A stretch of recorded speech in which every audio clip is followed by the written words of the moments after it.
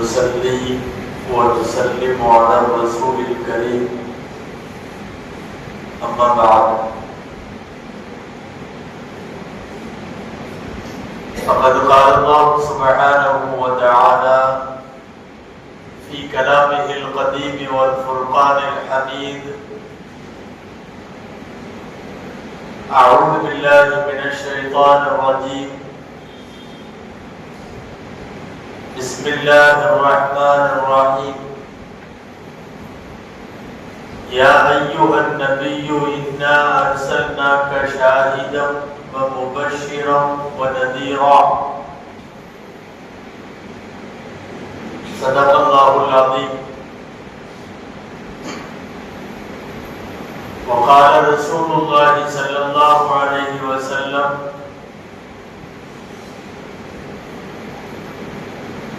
ثلاث من وجد بهن حلاوة الإيمان منها أن يكون الله ورسوله أحب إليه مما سواهما. صدق رسول الله صلى الله عليه وسلم. அளவற்ற அருளாளனும் நிகரற்ற அன்புடையோனுமாகிய எல்லாம் வல்ல அல்லாஹ்வின் பெயரால் துவங்குகிறேன். அருமை நாயகம் முஹம்மது ரசூலுல்லாஹ் ஸல்லல்லாஹு அலைஹி வஸல்லம் அவர்களின் மீதும் நற்பாக்கியங்கள் நிறைந்த அவர்களுடைய உம்மத்தின் மீதும் குறிப்பாக இந்த மஜ்லிஸிலே வீற்றிருக்கிற நம் அனைவர் மீதும் எல்லாம் வல்ல அல்லாஹுவின் நல்லருள் என்றென்றும் நிறைவாக உண்டாவதாக. ஆமீன்.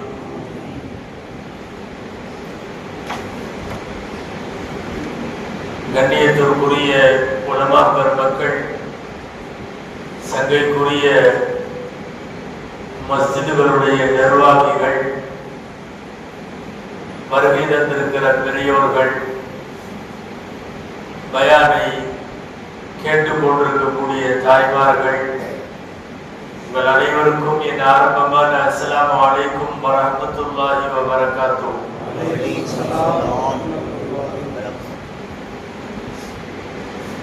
அல்லாஹ்வுடைய பெரும் கிருபையால்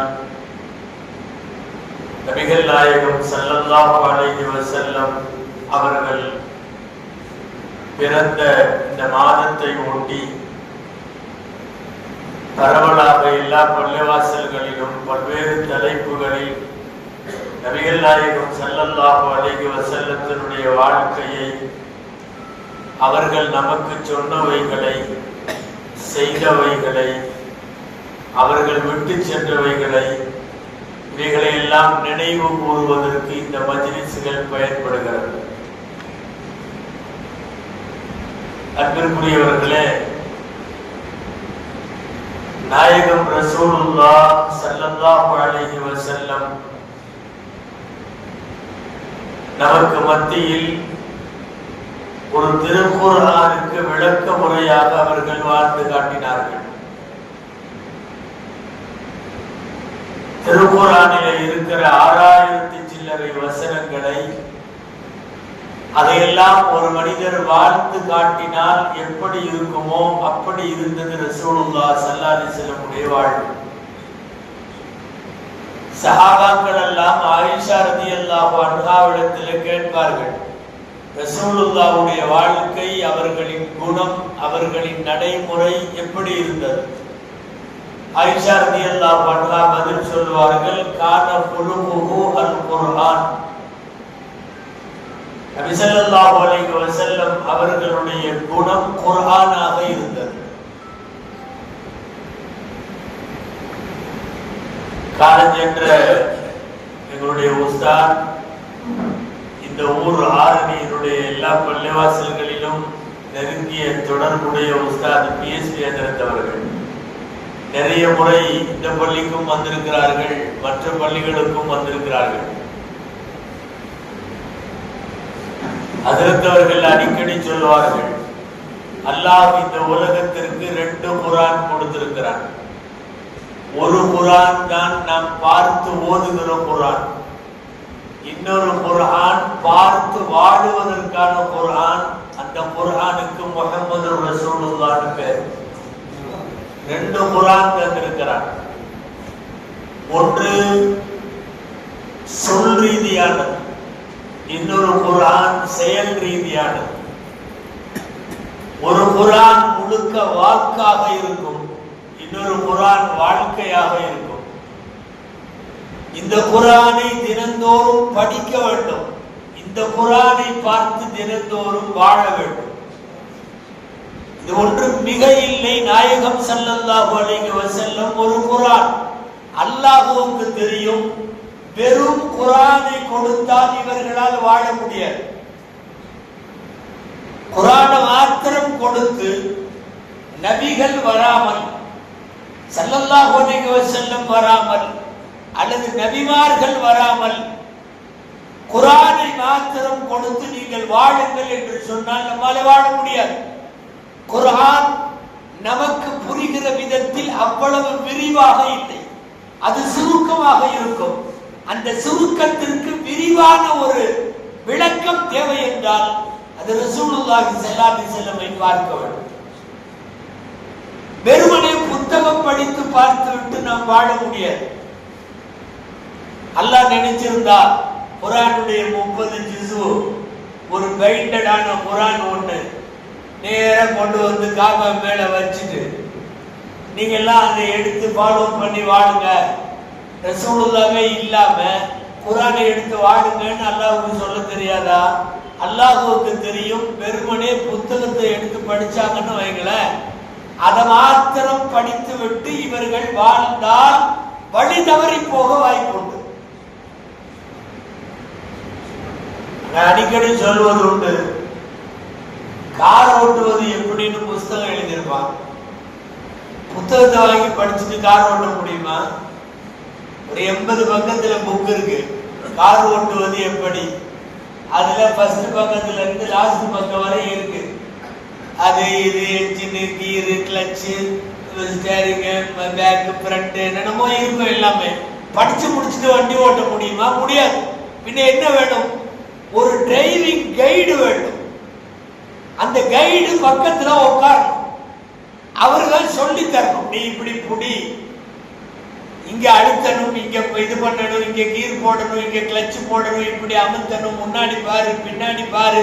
அவர் சொல்ல சொல்ல சொல்ல சொல்ல வண்டி ஓட்டிடலாம். சில நேரம் புக்கே படிக்காட்டி கூட பக்கத்துல ஒரு சரியான கைடு உட்கார்ந்து டிரைவிங் சொல்லி தந்தார்னா படிச்சிடலாம். அப்போ சாதாரணமான ரோட்ல பாதையில ஓட்டக்கூடிய வண்டிக்கே வெறும் புக்கு பத்தாது, கைடு வேணும்னா ஒரு வாழ்க்கை பயணத்தை ஓட்டுவதற்கு கண்டிப்பா புத்தகங்கள் மாத்திரம் பத்தாது, வேதங்கள் மாத்திரம் பத்தாது, ஒரு கைடு வேண்டும். கைடே இல்லைன்னு ஒரு கற்பனையில வச்சுக்கோங்க, யாருமே இல்லை. இவர் வாட்டில் வண்டி எடுத்தார், 80 பக்கம் புஸ்தகம் படிச்சு முடிச்சிட்டார். வண்டி ஓட்டுறதை பத்தி நேரா வண்டி எடுத்தார். என்ன நடக்கும்? அடுத்த 5 நிமிஷத்துக்குள்ளேயே எல்லாம் முடிஞ்சிடும். பேப்பர்ல போடுவான், அப்பளம் போல் நொறுங்கிய காட்சி அப்படின்னு போடுவோம். வண்டி ஏதாவது பெரிய ஒரு ஒர்க் ஷாப்ல நிற்கும், இவரு ஏதாவது ஒரு பெரிய ஜிஹெச்ல அட்மிட் ஆகி வவ்வால் மாதிரி படுத்திருப்பார், கைகால் எல்லாம் பேண்டேஜோட படுத்திருப்பார். என்ன போலாது தெரியுமா? நான் புஸ்தகம் படிச்சுட்டேன், நான் அமல் செய்ய போறேன், நான் புத்தகம் என்கிட்ட இருக்கு, நான் படிச்சு முடிச்சிருக்கேன். படித்த ஏட்டு சுரங்கா கறிக்கு உதவாதுன்னு தமிழ்ல சொல்லுவாங்க. ஏட்டு சுரங்கா உதவாது. பிராக்டிக்கலாக ஒருவர் இருந்து சொல்லித்தர வேண்டும். எம்பெருமானார் முஹம்மது ரசூலுல்லாஹி ஸல்லல்லாஹு அலைஹி வஸல்லம் தான் குர்ஆனுடைய வார்த்தைக்கு விளக்கமாக வாழ்ந்து சொல்லி தந்தார்கள். ஏன் குர்ஆன் தானே, அரபி தானே, அரபி தெரிஞ்சு சஹாபாக்கள் எல்லோருக்கும் அரபி தெரியும், அவங்க தாய்மொழியே அரபி தான். ஆனாலும் குர்ஆனை அவர்களால் புரிய முடியல. ஒருத்தருக்கு தாய்மொழி அரபியா இருக்கிறதுனால குர்ஆனை புரிஞ்சிட முடியுமா? நம்மள நிறைய பேர் தமிழ் எல்லாத்துக்கும் படிக்க தெரியும், தமிழ் படிப்போம். திருக்குறளுக்கு விளக்கம் சொல்லுவீங்களா? முடியாது. எங்க தமிழ் தானே, உங்க தாய்மொழி தமிழ் தானே, நீங்க தான் தமிழ் நல்லா பேசுறீங்களே, திருக்குறளுக்கு விளக்கம் சொல்லுங்கன்னா ஒன்றும் சொல்ல முடியாது. அவர் பாட்டில் திருக்குறள்ல என்னமோ எழுதி வச்சிருப்பார். துப்பாருக்கு துப்பாய துப்பாக்கி துப்பாருக்கு துப்பாய தூவும் மழை அப்படின்னு ஒரு குறள் இருக்கு. எது மழையை பத்தி. நம்ம துப்பு துப்பு துப்புண்டே உட்காந்துக்க வேண்டியதான், ஒரு துப்பும் கிடைக்காது, எதுவும் விளங்கவும் செய்யாது. தமிழ் மொழி தெரிந்திருப்பது வேறு, திருக்குறளுக்கெல்லாம் அர்த்தம் சொல்றது வேறு முடியாது. அதுபோலத்தான் அரபி தெரிந்திருந்தாலும் அரபி தெரிந்ததை வைத்துக் கொண்டு வாழ முடியாது. நபிகள் நாயகம் ஸல்லல்லாஹு அலைஹி வஸல்லம் என்கிற ஒரு மனித குலத்திற்கான வழிகாட்டி வேண்டும். அந்த வழிகாட்டி நம் பக்கத்துல உட்கார்ந்து நீ இப்படிதான் சாப்பிடணும், நீ இப்படிதான் குடிக்கணும், நீ இப்படிதான் பேசணும், நீ இப்படிதான் தொழுகணும், நீ இப்படிதான் தூங்கணும், நீ இப்படிதான் கல்யாணம் பண்ணணும், நீ இப்படிதான் மக்களை வளர்க்கணும், எல்லாம் ரசூலுல்லாஹ் ஸல்லல்லாஹு அலைஹி வஸல்லம் சொல்லி தர வேண்டும். குர்ஆன்ல நோன்பு வைக்கிறத பத்தி வசனம் வந்துச்சு. திருக்குர்ஆன்ல இருக்கு, சூரத்துல் பக்ராவுல 2வது ஜுஸ்ல இருக்கு. அதுல அல்லாஹ் எது வரைக்கும் சாப்பிடலான்னு சொல்றப்போ குர்ஆன் ரொம்ப இலக்கியமா ஃபசாஹத் பலாகத் அந்த டைப்ல என்ன சொல்லிருச்சுன்னா, கருப்பு கயிறு வெள்ளை கயிறாக மாறும் வரை நீங்கள் சாப்பிடுங்கள் குடியுங்கள் அப்படின்னு வருது. குர்ஆன்ல வாசகமே அப்படிதான் இருக்கு. يتبين لكم الخيط الابيض من الخيط الاسود من الفجر. கருப்பு கயிறு வெள்ளை கயிறா மாறுற வரை. ஒரு சஹாபி இருந்தாரு, அவர் அதி இப்னு ஹாத்தம் ரலியல்லாஹு அன்ஹு. சஹாபி தான், அரபி தான், தாய்மொழி அரபி தான். ஆனாலும் ஆயத்துல என்ன சொல்ல வர்றாங்கன்னு விளங்கல. கருப்பு கயிறு வெள்ளை கயிறு. இவர் பாட்டுல ரம்ஜான்ல சகர் செஞ்சுட்டு சாப்பிட்டுக்கிட்டே இருந்தாரு. ஒரு கையில ஒரு கருப்பு கயிறு வச்சுக்கிட்டாரு. அது எப்ப வெள்ளையா மாறும்? ஒண்ணும் மாறவே மாட்டேங்குது. தலகாணி கடியில வச்சுக்கிட்டாரு. இடையில இடையில எடுத்து பாத்துக்கிறாரு. கருப்பு தானவா? ஆமா கருப்பு தான், அப்ப சாப்பிடலாம். கருப்பு தானவா? அப்ப சாப்பிடலாம். சாப்பிட்டே இருந்தார். அது காத்தால 10 மணி வரையும் என்ன ஆகாது? கருப்பு கயிறுல வெள்ளை கயிறு ஆகாது. ரசூலுல்லாஹ் வந்தார். நேற்று குர்ஆன்ல வசனம் இறங்குச்சல்ல, ஆமா கருப்பு கயிறு வெள்ளை கயிறா மாறுற வரையும் சாப்பிடலான்னு வந்துச்சல்ல, ஆமா நானும் இந்த கயிறை வச்சுக்கிட்டு சாப்பிட்டே தான் இருக்கேன். சொல்றாங்க, அது கயிறும் இல்லை, வெள்ளையும் இல்லை, கருப்பும் இல்லை, இரவின் இருட்டு வெளிச்சமாகும் வரை சாப்பிடுங்கள்னு அர்த்தம். கருப்பு கயிறுன்னு சொன்னது நைட்டோட இருட்டு, வெள்ளை கயிறுன்னு சொன்னது பகலோட வெளிச்சம். அதுக்கு அர்த்தம் என்னன்னா, இரவு முடிந்து விட்டால், பகல் துவங்கி விட்டால் நீ உண்றது குடிக்கிறது சாப்பிடுறது எல்லாத்தையும் நிறுத்திக்கணும்னு அர்த்தம்னு சொல்லி கொடுத்தாங்க. அதுக்கப்புறம் அவர் போய் சரியா செஞ்சார். இப்ப இது யாரு? ஏதோ பாம்பரர் எல்லாம் இல்ல, கிராமவாசி கூட இல்ல, அன்படெல்லாம் இல்ல, நல்லா தெரிஞ்சவர், அரபி மொழி தெரிஞ்சவர். குர்ஆனை விளக்குவதற்கு வெறும் வார்த்தைகளை வைத்துக் கொண்டிருந்தால் போதாது. ரசூலுல்லாஹ் ஸல்லல்லாஹு அலைஹி வஸல்லம் வேண்டும். இந்த தமிழ்ல ரொம்ப ஃபேமஸா ஒரு கதை சொல்லுவாங்க தெரியுமா? எவனோ பாயாசம் காய்ச்சறதுக்குன்னு புக்கு வாங்கி படிச்சானா, பாயாசம் காய்ச்சுவது எப்படின்னு. அவன் அதுல சொல்றபடியே கரெக்டா பண்ணியிருக்கான். பால் ஊத்திட்டான், கொஞ்சம் சேமியா, ஜவ்வரிசி, ரவை எல்லாம் கரெக்டா பண்ணிட்டே வந்தான். அதுல புக்ல போட்டிருக்கிறபடி கரெக்டா பண்ணிட்டே வர்றான். கடைசியில பாயாசம் முடிஞ்சிருச்சாப்பா? முடிஞ்சிருச்சு, அவ்வளவுதான், சாப்பிட போலாம், இரு கொஞ்சம் ஒரு சின்ன வேலை இருக்குன்னா. என்னன்னா, சட்டியில அப்படியே பாயாசத்தை அடுப்புல வச்சுட்டு சொன்னானா, பாயாசம் 1 தரம், பாயாசம் 2 தரம், பாயாசம் 3 தரம் அப்படின்னா. என்னடா பாயாசத்தை இப்படி பண்ணிட்டு இருக்கிற 1 தரம் 2 தரம்னு அவன் சொன்னானா. இல்ல, இந்த புக்ல போட்டிருக்குது கடைசியில் ஏலம் போட்டு இறக்கவும். ஏலம் போட்டு, ஏலக்காய் இருக்குல்ல, ஏலக்காய் போட்டு வாசத்துக்காக பாயாசத்துக்கு ஏலக்காய் போட்டு இறக்க சொல்லியிருக்கு. தமிழ்ல ஏலக்காய்க்கு ஏலம்னு அர்த்தம். ஏலம் போட்டு இறக்கவும்னா இவன் அங்க நின்று 1 தரம் 2 தரம் இருக்கான். பிரச்சனை எதனால தெரியுமா? பாயாச காய்ச்ச தெரிஞ்ச ஒருத்தர் பக்கத்தில் நின்று சொல்லி கொடுக்கல, இவன் புக்க பார்த்து பாயாசம் காய்ச்சனான். ஏடா கூடமா இப்படி அமைவது உண்டு. நபிகள் நாயகம் ஸல்லல்லாஹு அலைஹி வஸல்லம் அவர்களை குர்ஆனின் படி அவர்களாக வாழ முடியாது. எனவே ஸல்லல்லாஹு அலைஹி வஸல்லமை அனுப்பி வைக்கிறார். நீங்க ரசூலுல்லாஹ்வுடைய ஹதீஸ்ல பாத்தீங்கன்னா இந்த வாசகம் எல்லாம் இருக்கும். சல்லு கமா ரஐதுமூனி உஸல்லி, நான் எப்படி தொழுவதை பார்த்தீர்களோ அதுபோல நீங்கள் தொழுங்கள். நீங்க குர்ஆனை பார்த்து தொழுவுங்கன்னு ரசூலுல்லாஹ் சொல்லல, சஹீஹுல் புகாரியை பார்த்து போனா இல்ல. எப்படி தொழுவணுமா? நான் தொழுவதை பார்த்து நீங்கள் தொழுவுங்கள். خذو عني مناسككم لأني مقبوض. ஹஜ் கடமைகளை, ஹஜ்ஜின் இபாதத்துகளை என்னிடமிருந்து நீங்கள் படித்துக் கொள்ளுங்கள், ஏனென்றால் எனது உயிரும் கைப்பற்றப்படும் என்று சொன்னார்கள் ஸல்லல்லாஹு அலைஹி வஸல்லம். அப்ப ரசூலை பார்த்து அவர்கள் ஹஜ் செஞ்ச மாதிரி செய்யணும், அவர்கள் தொழுத மாதிரி தொழுகணும். எனவேதான் குர்ஆனை மட்டும் தராமல் குர்ஆனுக்கு ஒரு விளக்க உரையாக நபிகள் நாயகம் ஸல்லல்லாஹு அலைஹி வஸல்லம் அவர்களை தருகிறான்.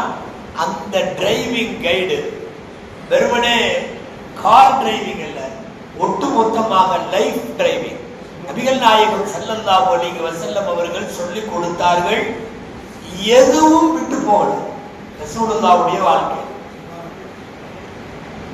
வாழ்க்கை முழுக்க ஒவ்வொருத்தருக்கும் நமக்கு ஏதாவது ஒரு சந்தர்ப்பம் வருகிற போது எனக்கு இந்த இடத்துல என்ன ஹதீஸ்னு யோசிச்சா அங்க ரசூலுல்லாஹ் நமக்கு ஏதாவது ஒன்று சொல்லியிருப்பார். 63 வருஷத்தில் அவ்வளவும் பேசுகிற வண்ணம் அல்லாஹ் வைத்து விட்டார். எல்லா தலைப்புகளையும், எல்லா மனிதர்களுக்கும் தேவையான செய்திகளை பேசினார்கள் நாயகம் ஸல்லல்லாஹு அலைஹி வஸல்லம். அந்த ரசூலுல்லாஹ் ஸல்லல்லாஹு அலைஹி வஸல்லம் அவர்களுடைய வரலாற்றை, வாழ்க்கையை, இதையெல்லாம் பேசுகிற மீலாது விழாக்கள். நமக்கு ரசூல் மேல சில கடமைகள் இருக்கு. நாம அதை மாத்திரம் இப்ப சொல்லி முடிச்சிடலாம் இன்ஷா அல்லாஹ் இந்த பயான். முதல் கடமை, பெருமானார் ஸல்லல்லாஹு அலைஹி வஸல்லம் அவர்களை முழுமையாக ஈமான் கொள்ள வேண்டும். இது ஒன்று. இரண்டாவது, நபி ஸல்லல்லாஹு அலைஹி வஸல்லம் உடைய உத்தரவுகளுக்கு கட்டுப்பட வேண்டும். இதாஅத், நபி ஸல்லல்லாஹு அலைஹி வஸல்லத்தின் உத்தரவுகளுக்கு கட்டுப்பட வேண்டும். மூணாவது, பெருமானார் ஸல்லல்லாஹு அலைஹி வஸல்லம் அவர்களுக்கு கண்ணியம் செய்ய வேண்டும். இது மூணாவது. நாலாவது, பெருமானார் ஸல்லல்லாஹு அலைஹி வஸல்லமின் மீது உலகத்தில் உள்ள எல்லாவற்றையும் விட ரசூலின் மீது நேசிக்க வேண்டும், பாசம், மஹப்பத் வைக்க வேண்டும். ஃபர்ஸ்ட் அல்லாஹ்வுடைய மஹப்பத், இரண்டாவது ரசூலுடைய மஹப்பத். இதுக்கு அப்புறம் தான் உலகத்தில் இருக்கிற எந்த மஹப்பத்தும், மனைவியோ, மக்களோ, பிள்ளைகளோ, தொழிலோ, வீடோ, வாசலோ, சொத்தோ, சுகமோ எதுவாக இருந்தாலும் அதெல்லாம் அப்புறம். இந்த ரெண்டு மட்டும்தான். ஐயகூன் அல்லாஹு வ ரசூலுஹு அஹப்ப இலைஹி மிம்மா சிவாஹுமா, அல்லாஹ் ரசூலை தவிர உலகத்தில் உள்ள எல்லாவற்றையும் விட அல்லாஹ் ரசூலை நேசிக்க வேண்டும். இது எத்தனாவதுங்க? நாலாவது. அஞ்சாவது, வாழ்க்கையில வாய் பேசுவதற்கு நமக்கு சக்தி இருக்கும் வரை ரசூலுல்லாஹ் ஸல்லல்லாஹு அலைஹி வஸல்லம் மீது ஸலவாத்தை சொல்லிக் கொண்டே இருக்கணும். எப்போவெல்லாம் முடியுமோ அப்போதெல்லாம். இந்த 5 கடமைகள் ரசூலுல்லாஹ்வுக்கு நாம் செய்ய வேண்டியது. இந்த 5 கடமைகளை குறித்தும் கொஞ்சம் விளக்கம் மாத்திரம் நாம் சொல்லி முடிக்கலாம். ஒன்னாவது, முதல் கடமை என்னங்க? சும்மா கூடவே இருக்கீங்களான்னு பார்க்கறதுக்காக கேட்கிறேன், வேற ஒண்ணும் இல்லை. ஏன்னா சில பேர் நம்மளையே பார்த்துட்டு இருப்பாங்க, நம்மளும் பயானம் பண்ணிட்டு இருப்போம், அவர் கேட்டுட்டு இருப்பாருன்னு நினைப்போம். அவரு மேராஜில் இருப்பார். சமயங்கள்ல வகுப்புல பாடம் நடத்துறப்ப பார்த்தோம்னா பையன் நம்மளையே முறைப்பான், பரவாயில்ல நல்லா கவனிக்கிறான்னு நினைச்சிட்டு இருப்போம். அவன் எங்கேயோ அவங்க மாமா வீட்டுல இருப்பான். முதல் விஷயம், பெருமானார் ஸல்லல்லாஹு அலைஹி வஸல்லமின் மீது ஈமான் கொள்ளுதல். அதான் நாங்களே ஈமான் கொண்டிருக்கோமே, லா இலாஹ இல்லல்லாஹ் முஹம்மது ரசூலுல்லாஹ் சொல்றோம், அஷ்ஹது அல்லா இலாஹ இல்லல்லாஹ் வ அஷ்ஹது அன்ன முஹம்மது ரசூலுல்லாஹ். ரசூலுல்லாஹி ஸல்லல்லாஹு அலைஹி வஸல்லம் அல்லாஹ்வுடைய தூதர் என்று நம்ப வேண்டும். அவர்கள் தான் கடைசி தூதர் என்று நம்ப வேண்டும். கடைசி அவங்க தான். அதுவும் இருக்கு கலிமால. முஹம்மது ரசூலுல்லாஹ்வுக்கு அர்த்தம் முஹம்மது அல்லாஹ்வுடைய ரசூல் அப்படிங்கிறது மட்டுமல்ல, ஸல்லல்லாஹு அலைஹி வஸல்லம் நபி ரசூல் என்றும் நம்ப வேண்டும், ஆகிரி நபி என்றும் நம்ப வேண்டும். கடைசி அவங்க தான், அதுக்கப்புறம் வேற இல்லை. ஏன்னா அங்கங்க சில பேர்லாம் கிளம்பிட்டான். நானும் நபி நானும் நபின்னு. இது என்னமோ எம்எல்ஏ எம்பி போஸ்ட் மாதிரி நினைச்சுட்டானோ கூட தெரியுது. நிறைய பேருங்க, ஒருத்தர் பஞ்சாப்ல பிஸ்மில்லான்னு தொடங்கினான், நான் நபின்னா. அப்புறம் ஒருத்தர் அங்க பாகிஸ்தான்ல தொடங்கினான், அப்புறம் வெளிநாடுகள் எல்லாம் தொடங்கினான். சமீபத்தில் ஒருத்தர் பல்லாவரத்திலே ஆரம்பிச்சான், என்னன்னா நானும் நபிதான் அப்படின்னு. முகமது ஸல்லல்லாஹு அலைஹி வஸல்லம் கடைசி நபி. அவங்க வந்ததுக்கு பிறகு உலகத்தில் நபி கிடையாது. அவர்களுக்கு கொடுக்கப்பட்ட குர்ஆனுக்கு பின்னால் இந்த உலகத்தில் வேறு வேதம் கிடையாது. இனி வேற ஒரு குர்ஆன், வேற ஒரு தௌரா, இன்ஜீல், ஜபூர் எதுவும் வராது. கடைசி வேதம் குர்ஆன், கடைசி நபி பெருமானார் ஸல்லல்லாஹு அலைஹி வஸல்லம். அவ்வளவுதான். அவன் இதை ஒரு தொழில் மாதிரி நினைச்சிட்டு நல்ல வருமானமும் கிடைக்கும் போல தெரியுது, செல்வாக்கும் கிடைக்கும், பின்னாடியே எப்ப பார்த்தாலும் ஒரு 10,000 பேர் 1,00,000 பேர் வருவாங்க அப்படின்னு சொல்லி அவன் வந்து நானும் நம்பி நானும் நம்பின்னு அவங்களெல்லாம் ஸ்பெஷல் ட்ரீட்மெண்ட் பண்ணாங்க. முதல்ல எல்லாம் ஒரு சில பேர் அப்படி கிளம்புனாங்க, கூட்டு போய் ஜெயிலில் வச்சு இஸ்லாமிய நாடுகள்ல எல்லாம் ஸ்பெஷல் ட்ரீட்மெண்ட் எல்லாம் கொடுத்ததுக்கு அப்புறம் நபி இல்லைன்னு ஓடி போயிட்டான். அப்படி நிறைய பேர். ஹாரூன் ரஷீத் பாதுஷாவுடைய காலத்துல ஒரு ஆள் நபி நபிட்டு அங்கங்க உட்காந்து பேசிக்கிட்டே இருந்தான். மரத்துக்கடையில் நின்றா ஒரு 1000 பேர், அங்க போனா 1000 பேர், இங்க போனா 1000 பேர், எல்லாத்துக்கும் பேசினா அவன் பின்னாடி கொஞ்சம் பேர் போக ஆரம்பிச்சிட்டாங்க. நம்ம கவுமுடைய முசீபத்தை என்ன தெரியுமா, எவன் புதுசா என்ன ஆரம்பிச்சாலும் 10 பேர் பின்னாடி போயிடுவான். அவங்க இப்ப நாளைக்கே ஒரு நாளைக்கு 5 வக்து தொழுகை எல்லாம் இல்லை, இன்ஷா அல்லாஹ் இனிமேல் 3 வக்து தான் சொல்லி ஒருத்தர் கிளம்புறான்னு வைக்கல, நம்மளுக்கு ஒரு 50 பேர் அதுல மெம்பர் ஆயிடும். பரவாயில்ல, பிஸ்மில்லாஹ் ஃபஜ்ர் நமாஸ் नहीं बोलते हैं, अच्छा உடனே சேர்ந்துருவாங்க. 3 வக்து தொழுதா போதும். சிரிப்புக்காக சொல்லல, கேரளால ஒருத்தன் அப்படி ஆரம்பிச்சான். கேரளால சேகர்னான்னு சொல்லி 3 வக்து தான் தொழுகை, அவனை கொலை பண்ணிட்டாங்க. கடைசி வரையும் இன்வெஸ்டிகேஷன்ல கண்டுபிடிக்க முடியல யாருக்கு ஒண்ணான்னு, கொலை பண்ணிட்டான். 3 வகுத்து நாள் எவன் என்ன ஆரம்பிச்சாலும் 10 பேர் போவான் பின்னால. அந்த மாதிரி எல்லாம் போக ஆரம்பிச்சுட்டாங்க. ஒரு ஆள் நம்பி நம்பிட்டே இருந்தான். மன்னர் ஹாரூன் ரஷீத் பாதுஷா ரொம்ப நேர்மையான அப்பாசிய கலீஃபா.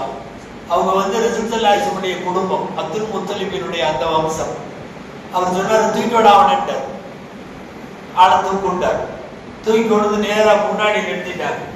அரசர் சிம்மாசனத்துல உட்கார்ந்துட்டார். இந்த ஆள் வந்து நின்றான். அரசர் கேட்டார், யார் நீ? நபி. நபியா? ஆமா, எனக்கு வகியெல்லாம் வருது. ஓ, ஜிப்ரீல் வர்றாரோ? ஆமா வர்றார். முடிவு பண்ணிட்டாரு ஹாரூன் ரஷீத் பாதுஷா, இவனை ஏதாவது பண்ணணும். அப்ப சொன்னாரு, எல்லா நபிக்கும் முஅஜிஸா உண்டு இல்லையா? முஅஜிஸா உண்டு. மூசா அலைஹிஸ்ஸலாமுக்கு கைத்தடி முஅஜிஸா, ஈசா அலைஹிஸ்ஸலாமுடைய கையே முஅஜிஸா. அவங்க கை வச்சா பிறவி குருடுக்கு பார்வை வந்துடும். அவங்க கை வச்சா குஷ்டரோகம் எல்லாம் சரியாயிடும். அவங்க வந்து மண்ணுல ஒரு பறவையை பொம்மையா செஞ்சு அல்லாஹ்வுடைய பேரால்னு சொன்னா பறக்கும். இதெல்லாம் ஈசா அலைஹிஸ்ஸலாம். ஒவ்வொருத்தருக்கும் ஒவ்வொரு முஅஜிஸா இருந்தது. உனக்கு என்ன முஅஜிஸான்னு கேட்டான். நீ நபிங்கிற முஅஜிஸா சொல்லு. அவன் கொஞ்சம் கூட யோசிக்கல, ரெடியா தான் வந்திருக்கான் போட்டு. அவன் சொன்னா, எனக்கு ஒரு முஅஜிஸா, அல்லாஹ் கொடுத்த முஅஜிஸா என்ன தெரியுமா? ஒருத்தர் மனசுல என்ன நினைக்கிறாங்களோ அதை நான் சொல்லுவேன். இது பயங்கரமான விஷயமா இருக்கு. அடுத்த மனசுல என்ன நினைக்கிறாங்கன்னு யாருக்கும் தெரியாது. சொன்னாரு, மனசுல என்ன நினைக்கிறீங்களோ அதை நான் சொல்லுவேன். அது எனக்கு அல்லாஹ் கொடுத்த முஅஜிஸா. ஹாரூன் ரஷீத் பாதுஷா கேட்டார், சரி இப்ப நான் ஏன் மனசுல என்ன நினைக்கிறேன்னு சொல்லு. அவன் உடனே சொன்னான், என்னைய பொய்காரன் நினைக்கிறேன். என்ன நினைக்கிற நீ? அவர் அதைத்தான் நினைப்பாரு, வேற என்ன நினைப்பாரு அவரு?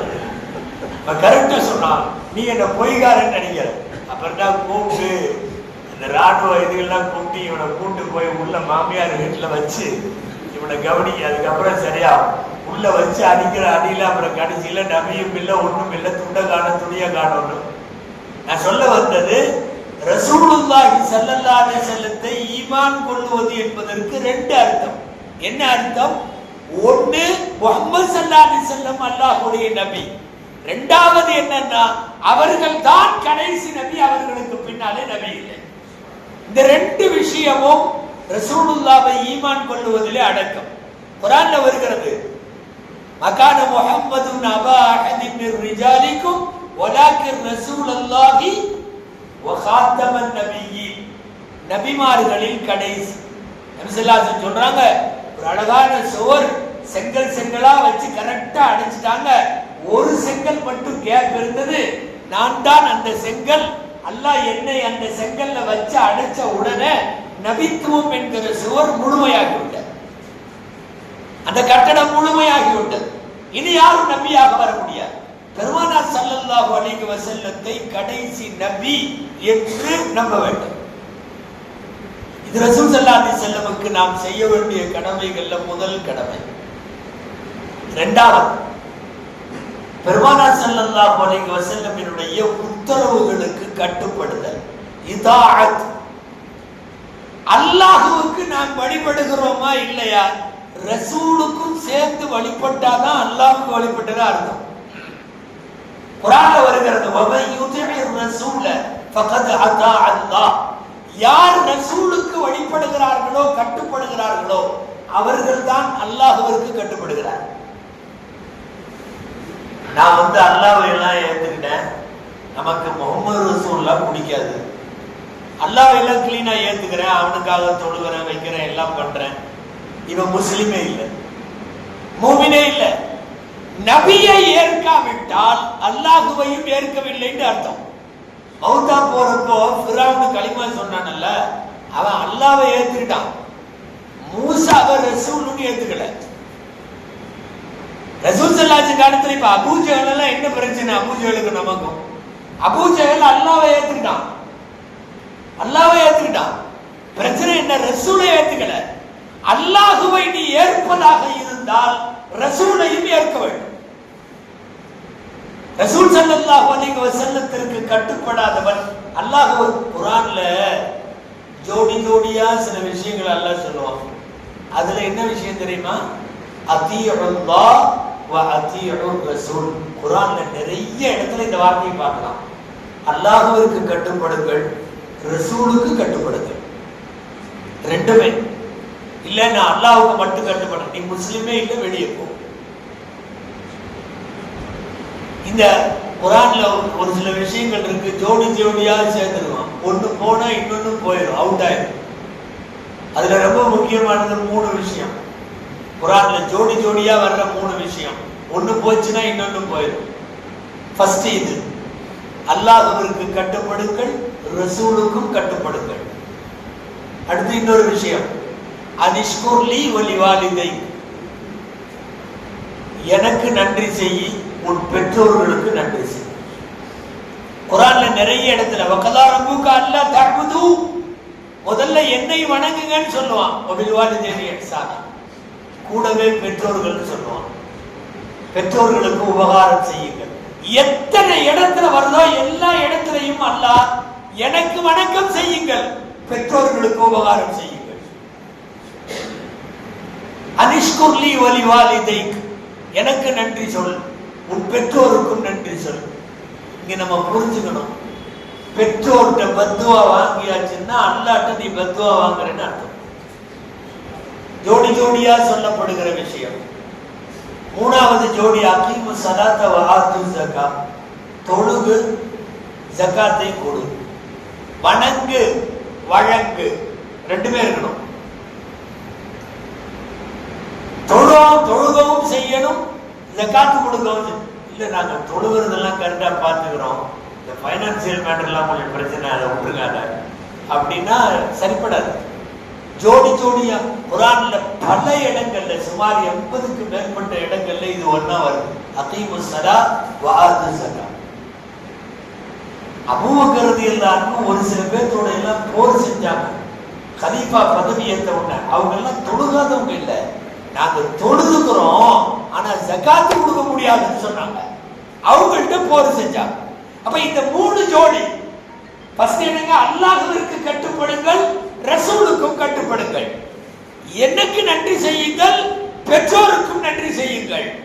3வது, தொழவும் செய்யுங்கள், ஏழைகளுக்கு தரவும் செய்யுங்கள். இந்த ரெண்டும் இது எல்லாமே ஜோடி, ஒன்று போனா இன்னொன்னு அவுட் ஆயிடும். ரொம்ப எச்சரிக்கையா இருக்க வேண்டிய விஷயம். பெற்றோர்களுடைய பத்துவா அல்லாஹ்வுடைய கோபத்தையும் கொண்டு வந்துடும். இல்ல நான் அல்லாஹ்டையெல்லாம் நல்ல பிள்ளையா தான் இருக்கிறேன், அங்க கிளீனா பள்ளிவாசலுக்கு தொழுவெல்லாம் போயிடுறேன், இந்த கிழவிட்ட மட்டும் கொஞ்சம் பிரச்சனை, அல்லது இந்த கிழவன்ட்ட மட்டும் பிரச்சனை, அவங்க காசு கேட்கிறாங்க என்னால எப்படி தர முடியும், எனக்குன்னு பொண்டாட்டி பிள்ளைகள்லாம் இருக்குதுல்ல, அவங்களுக்காக நான் சம்பாதிக்கிறேன்ல. ஒரு ஹதீஸ், சஹீஹான ஹதீஸ், இந்த வார்த்தை வருகிறது, அந்த வமாலுக லிஅபீக, நீயும் உனது காசும் ரெண்டுமே உன் தந்தைக்கு சொந்தம், தந்தைக்கு சொந்தம். சில பேர் இன்னைக்கு அதெல்லாம் வலியாக நினைக்கிறார்கள், கஷ்டமா நினைக்கிறாங்க. பெற்றோர்களை பார்த்து கொள்ளுவது, நபிகள் நாயகம் ஸல்லல்லாஹு அலைஹி வஸல்லம் நமக்கு எல்லா வழியும் காட்டி தந்திருக்கிறார்கள்.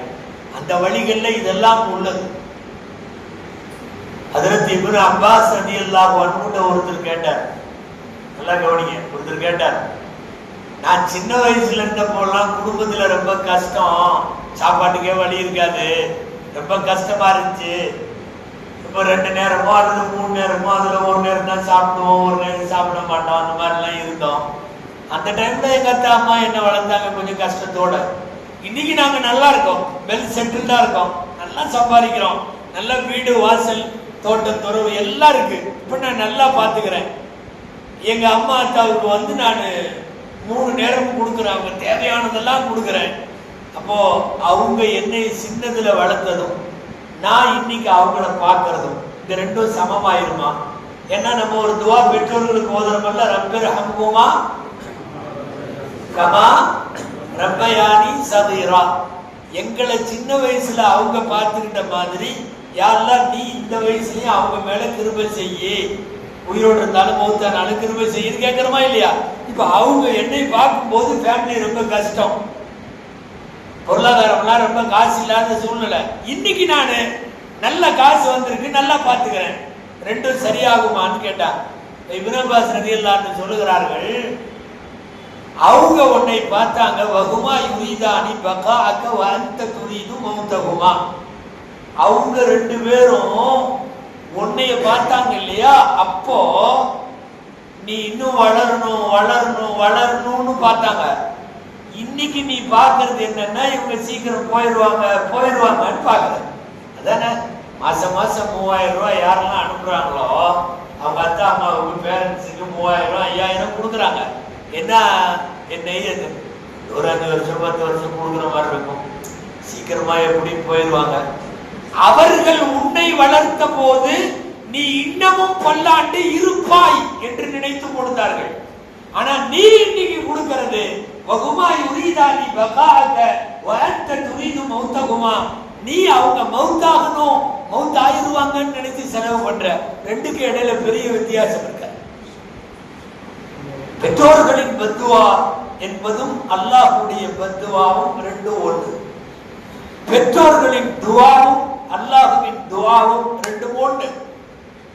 சொல்ல வந்த விஷயம், நபிகள் நாயகம் ஸல்லல்லாஹு அலைஹி வஸல்லம் அவர்கள் இந்த பாடத்தை எல்லாமே நமக்கு சொல்லி தந்திருக்கிறார்.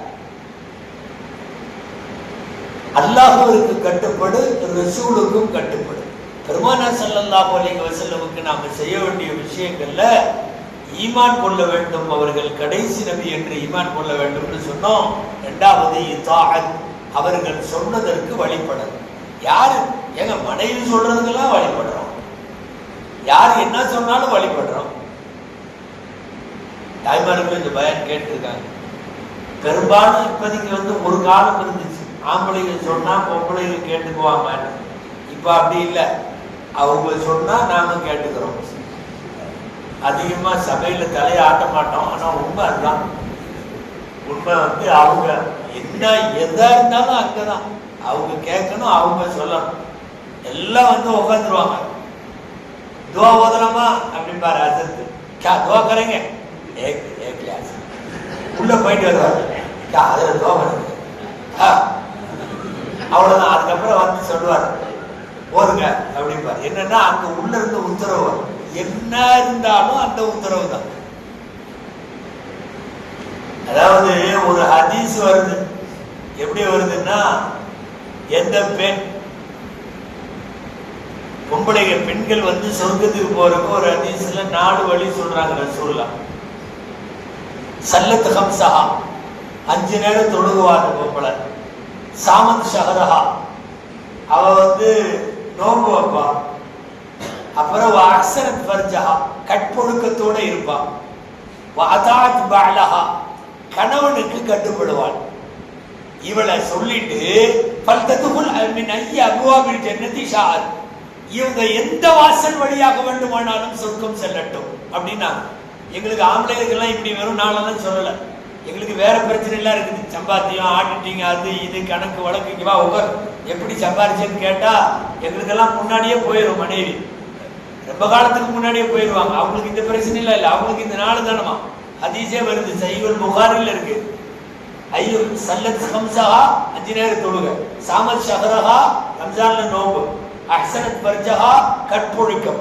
வஅதாத் பஅலஹா, கணவனுக்கு கட்டுப்படுதல். இந்த 4 மட்டும்தான். இந்த 4 இருந்துச்சுன்னா சுவனத்துல நிறைய வாசல் இருக்கு. எந்த வாசல் வழியாக வேண்டுமானாலும் அவர் சுவனம் நுழையட்டும் அப்படிங்கிறாங்க நபி ஸல்லல்லாஹு அலைஹி வஸல்லம். இந்த 4வது ஒண்ணு சொன்னோம்ல, என்ன கணவனுக்கு கட்டுப்படுதல். அது யாரோ பயான் பண்றப்ப ஏதோ தப்பா சொல்லிட்டாங்களோ என்னவோ தெரியல. பொம்பளைகளுக்கு எப்படி காதல் விழுந்துருச்சுன்னா கணவனை கட்டுப்படுத்துதல். கணவனுக்கு கட்டுப்படுதல் சொல்றோம். கணவனை கட்டுப்படுத்துதல் அப்படின்னா கையில வச்சுக்கிறதுன்னு அர்த்தம். நான் சொல்றதை மட்டும் செய்ய, நீ எங்க வேலையோ. சில பேர்லாம் பள்ளிவாசலுக்கு போறதே பர்மிஷன் வாங்கிட்டு தான் வர்றாங்க. சும்மா சும்மா பள்ளிவாசலுக்கு போயிட்டு அவரெல்லாம் கோவா செய்யறாரு. சும்மா எப்ப பார்த்தாலும் பள்ளிவாசலுக்கு போற. முழுக்க முழுக்க அவங்களுடைய கட்டுப்பாடு. முதல்ல உலகத்துல கட்டுப்படுறதா இருந்தா அல்லாஹ்வுக்கு தான் முதலில், 2வது ரசூல். இதாஅத்துல்லாஹ் இதாஅத்துர் ரசூல். நாம எல்லாத்துக்கும் கட்டுப்படுறோம். நான் விளையாட்டுகள்லாம் சொல்லல. நிறைய வீடுகள்லயே என்னன்னா கல்யாணமா அவங்க டிசைட் பண்றதுதான். ஒரு மவுத்து வீடா, என்ன செய்யணும் என்ன செய்யக்கூடாது அவங்க சொல்றது இல்ல. ஹஸ்ரத் போட்டு அதெல்லாம் அங்க வேலையாகாது. ஹஸ்ரத் சொன்னா சொல்லிட்டே இருக்க வேண்டியதுதான். அவங்க என்ன சொல்றாங்களோ அதான் நடக்கும். பேர் வைக்கிறது என்ன பண்றோம் நீங்க? நம்ம எல்லாத்துக்கும் 10-15 பேர்லாம் வாங்குவார். நேரா வந்து இங்க இந்த படி மஸ்ஜிதுல, சோட்டி மஸ்ஜிதுல, அந்த மஸ்ஜிதுல, இந்த மஸ்ஜிதுல எல்லா இமாம்டையும் போய் பேர் பேர் பேர்னு வாங்கி 40 பேர் சேர்த்துருவோம். பிறந்திருக்கிறது ஒரு குழந்தை தான். 40 பேரையும் வச்சு வச்சு வச்சு பார்த்துட்டு 40 வைக்காம கடைசியில பொண்டாட்டி என்னன்னு சொல்லுதோ அதை வச்சு அந்த அம்மா தான் சொல்லும். அதையெல்லாம் தூக்கி அப்படி போடும். வச்சுட்டு அது புதுசா ஏதாவது வாயிலேயே நுழையாத மாதிரி ஒண்ணு சொல்லும். ஒரு குலக்கட்ட பேரு,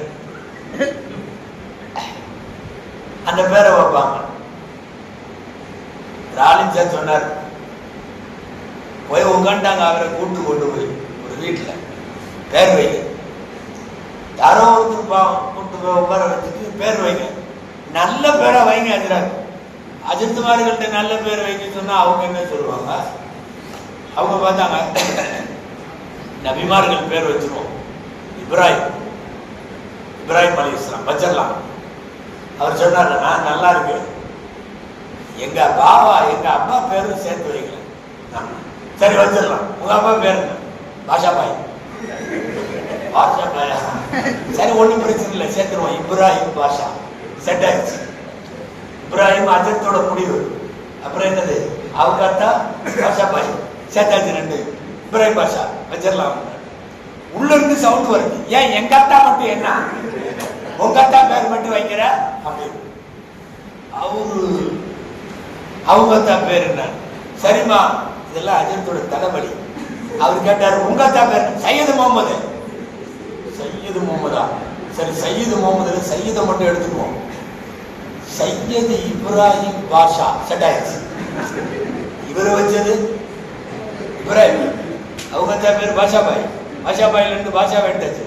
சையது முகமதுல இருந்து எடுத்தாச்சு. சையது இப்ராஹிம் பாஷா செட் ஆயிடுச்சு. வச்சிடலாம் அப்படின்னு வைக்கிறோம். வைக்கிறப்ப தேனை தொட்டு வச்சு அஜத் வச்சார், சையது சுல்தான் இப்ராஹிம் பாஷா. அப்படின்னு வச்சாங்க. இவன் உட்காந்து இருந்தவருக்கு சந்தேகம், சுல்தான் எங்க வந்து அப்படின்ட்டு. சரி, நிறைய வழிமார்கள்லாம் இருக்காங்கல்ல, ஏர்வாடியில் அடங்கி இருக்கிறவங்க, அவங்க இறைநேசர், அவங்களுக்கு பேர் வந்து சையது சுல்தான் இப்ராஹிம் பாஷான்னு பேர். அதேதான் அதை நினைச்சு வச்சிருப்பாராட்டு இருக்குது, ஏதாவது வழிமார்கள் பேர் வைக்கலான்ட்டு. எதுக்கும் சந்தேகம் கேட்டாரு. பாஷா எங்க தாங்க, சையது அவங்க தாங்க, இப்ராஹிம் நீங்க சொன்ன பேர், நீங்க இடையில சுல்தான் ஒன்று வச்சிருக்கீங்க. ஹசன் சொன்னார், அது எங்க தான், நீ என்னை கொண்டு உங்களோட வச்சுக்கிட்டு உங்கத்தான் பேர் வச்சுக்கிற, உங்கத்தான் பேர் வச்சுக்கிற, இதை வைக்கிற, அதை வைக்கிற. நான் சொல்ல வந்தது, மனைவிமார்கள் என்ன சொல்றாங்களோ அதை அப்படியே செய்யறோம். யாராவது நமக்கு முதலாளியா இருக்கிறான்னா அவன் சொல்றத அப்படியே செய்யறோம். இப்பெல்லாம் சில பேர் தன்னுடைய பிள்ளைகள் என்ன சொல்றாங்களோ அதை அப்படியே செய்யறாங்க. உலகத்தில் நீங்க அப்படியே செய்யறதா இருந்தால் முதல்ல அல்லாஹ் சொன்னதை அப்படியே செய்யுங்க, இரண்டாவது ரசூல் ஸல்லல்லாஹு அலைஹி வஸல்லம் சொன்னதை அப்படியே செய்யுங்க. மத்த இது அல்லாம உலகத்துல யாரோடதையும் செய்யலாம், செய்யாமையும் இருக்கலாம். என் பிள்ளைங்க சொல்றத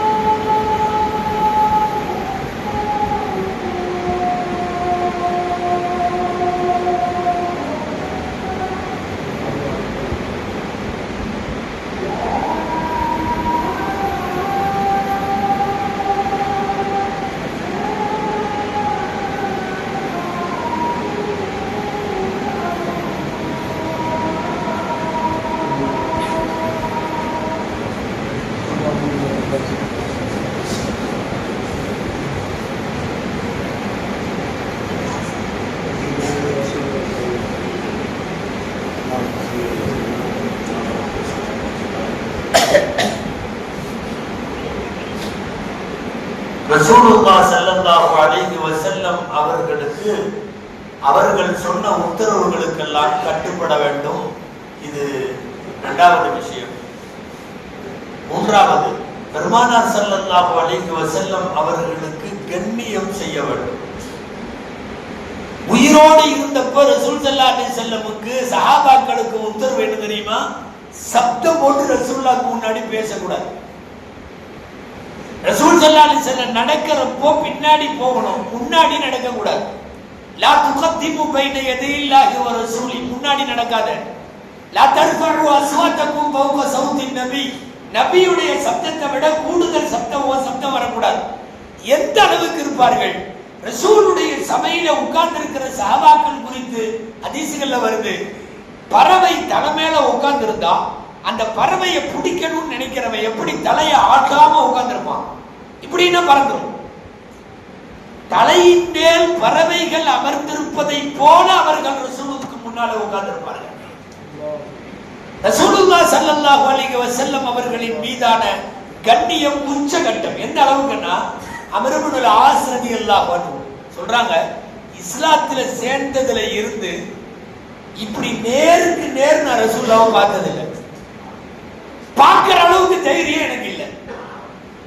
கண்ணியத்தால் பார்க்கவில்லை, கண்ணியத்தால் இப்படியே நிப்பாங்க, குனிஞ்சே நிப்பாங்க. நிறைய பேர் ரசூலுல்லாஹ்வை பார்த்திருக்கலாம்.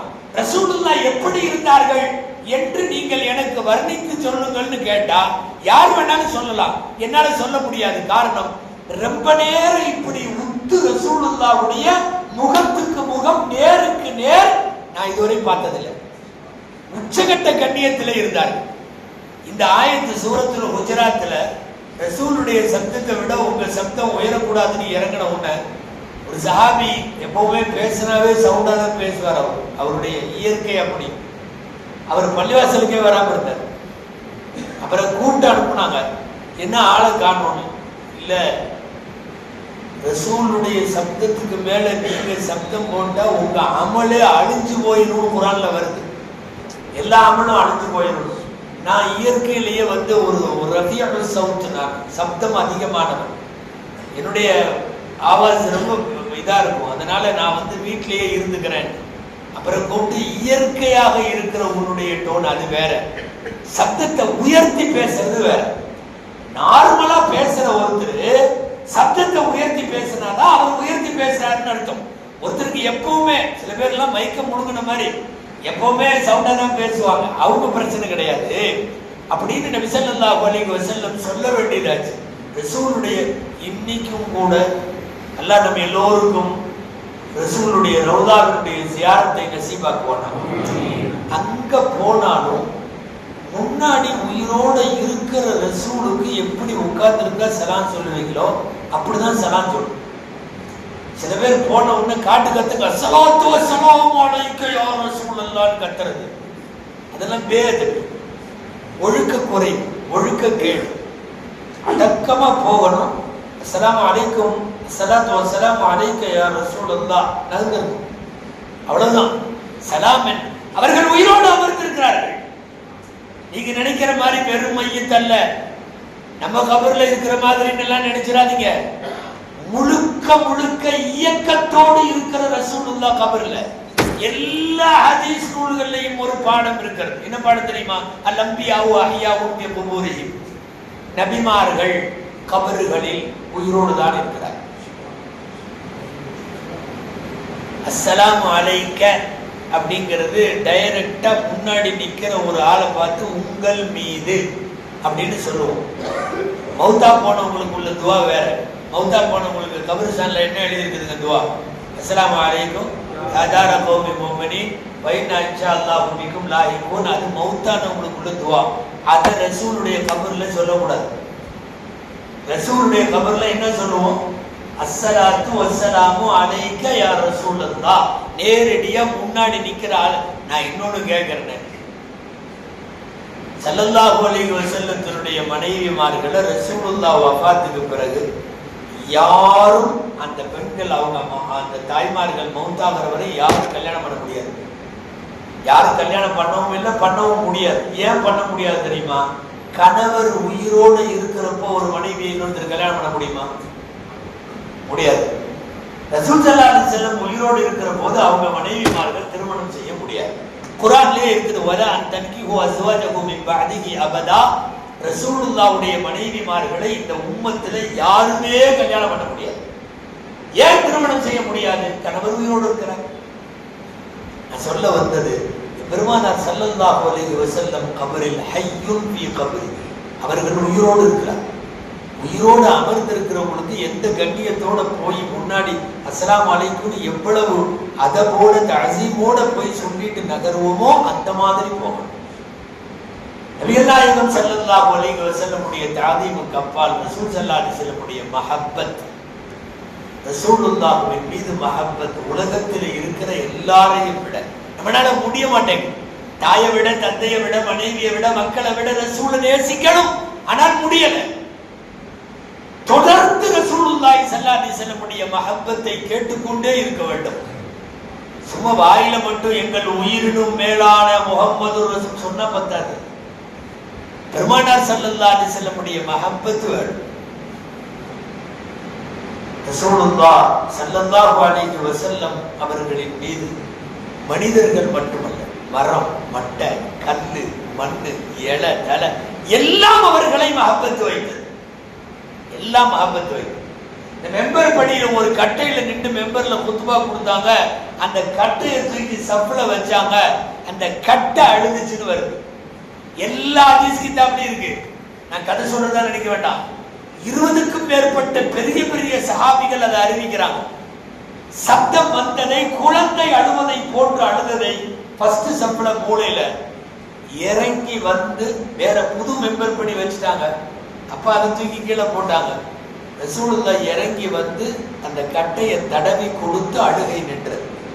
அந்த கட்டை மஸ்ஜித் நபவியில இன்னைக்கு வரைக்கும் ஃபர்ஸ்ட் சப்ல மூலையில அது தோண்டப்பட்டு அங்கே அடக்கப்பட்டிருக்கிறது.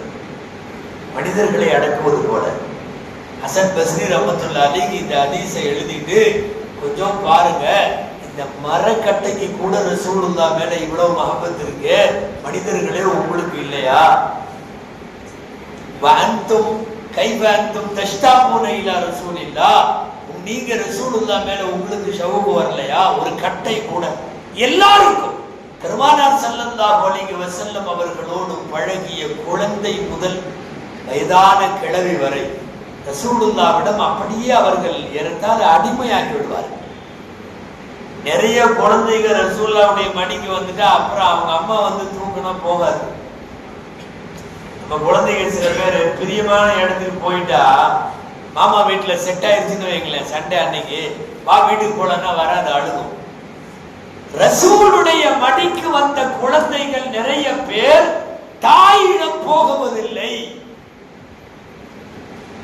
நபி ஸல்லல்லாஹு அலைஹி வஸல்லமுடைய மஹப்பத் எக்கச்சக்கமான எத்தனை பேர் ரசூலின் மஹப்பத்துக்காக இறந்து போனவர்கள், தங்களை ஷஹீதாக்கி கொண்டவர்கள்.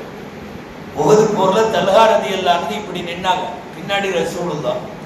எல்லா காயமும் அவங்க வேலை, எல்லா காயமும் அவங்க வேலை. இப்படி ஏராளமான சஹாபிகள் ரசூலுடைய வஃபாத்தின் போது கதறி கதறி அழுதவர்கள். சில பேர் எல்லாம் பிரம்ம முடிச்ச மாதிரி, பித்து முடிச்ச மாதிரி ஆயிட்டாங்க ஸல்லல்லாஹு அலைஹி வஸல்லமுடைய மௌத்துல எல்லாம். ஸல்லல்லாஹு அலைஹி வஸல்லத்தை குளிப்பாட்டி தொழ வைத்து அடக்கம் செய்வதற்கு குழியில இறக்கி வைக்க வேண்டும்.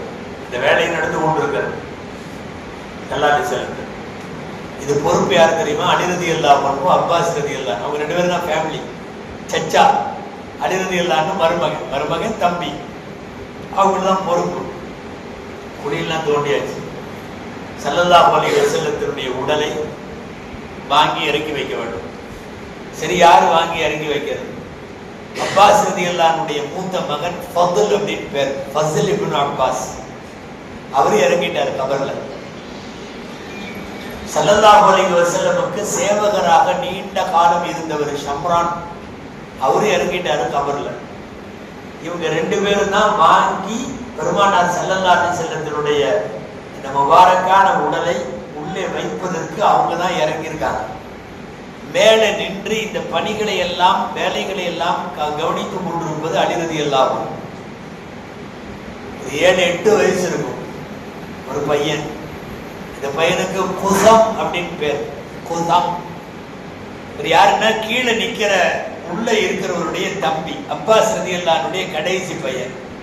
உள்ள நிக்கிறவர் யாருங்க? இப்ப சொன்னோம். உள்ள இறங்கினவர் அப்பாஸ் ரலியல்லாஹு அன்ஹுடைய மகன் ஃபதுல் இப்னு அப்பாஸ். ஃபதுல் இப்னு அப்பாஸ் ரலியல்லாஹுடைய கடைசி தம்பி குஸம், மீறி போன 7-8 வயசு தான்.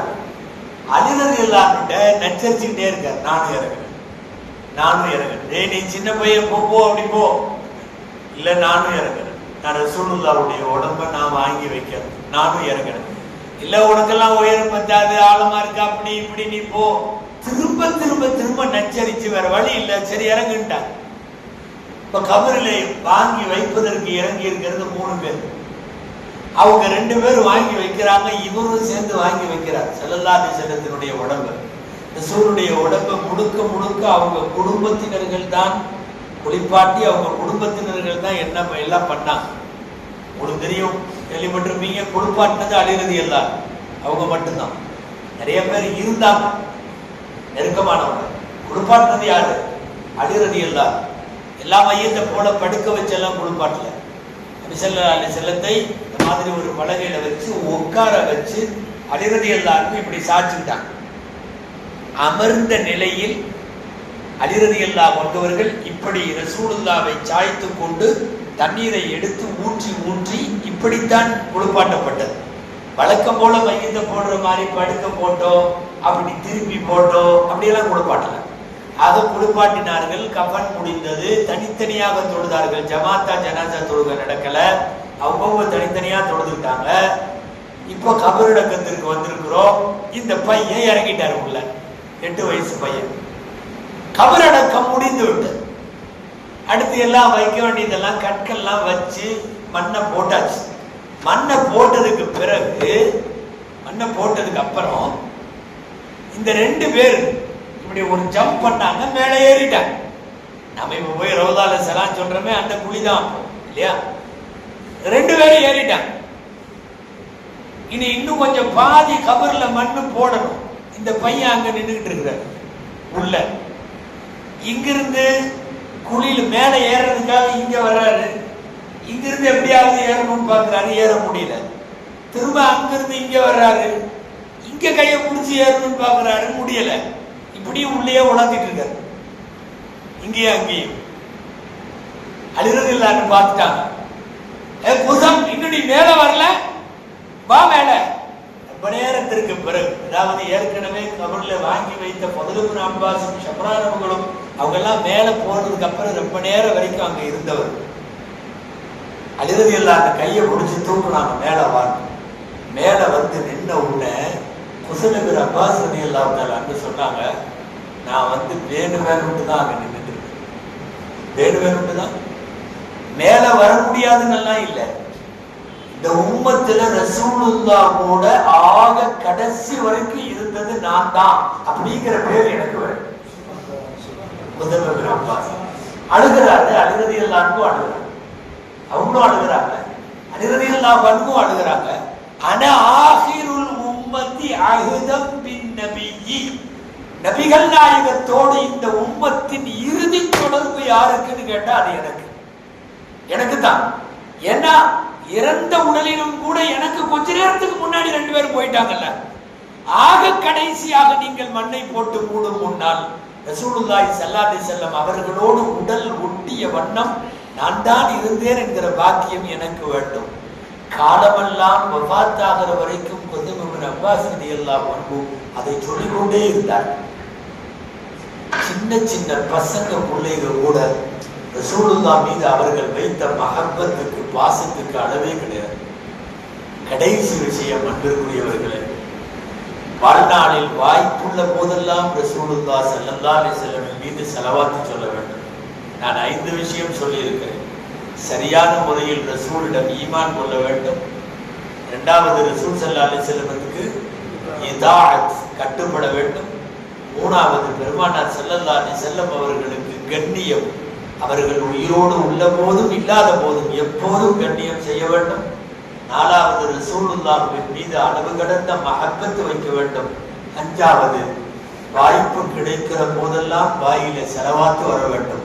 அல்லாஹும்ம ஸல்லி அலா சய்யிதினா முஹம்மதின் வ அலா ஆலி சய்யிதினா முஹம்மதின் வ பாரிக் வ ஸல்லிம் அலைஹி.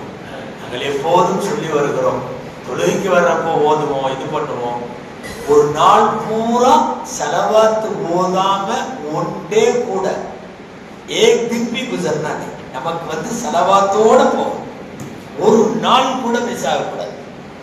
இன்னைக்கு அவர் எந்த ஸலவாத்தும் சொல்லல அப்படின்னு ஒரு நாள் போகக்கூடாது.